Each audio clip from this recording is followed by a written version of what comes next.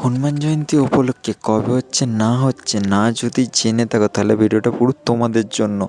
বাগনান থাকতেন চলে এসো 15 কিলোমিটার দূরত্ব বাইনান ষষ্ঠীতলা, ষষ্ঠীতলা থাকতেন চলে এসো বাইনান বাজার, আর বাইনান বাজার থাকতেন পড়বে কিন্তু বাইনান নগরপাড়া হরিসেবা, বাইনান নগরপাড়া হরিসেবা। আর হরিসেবার ঠিক অপোজিটেই হতে চলেছে নতুন মন্দির নির্মিত।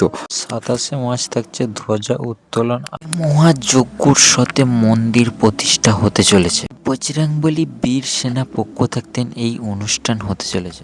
2রা মার্চ 2026 বৃহস্পতিবার মন্দির উদ্বোধন থাকছে। সকাল 10টায় থাকছে মঙ্গলময়ী ঘাটের র্যালি শোভাযাত্রা, আর দুপুর 12টায় থাকছে কিন্তু মঙ্গলময়ী পূজা অর্চনা। মন্দিরে কাজ চলছিল, মন্দির কিন্তু ফিনিশ কমপ্লিটের দিকে।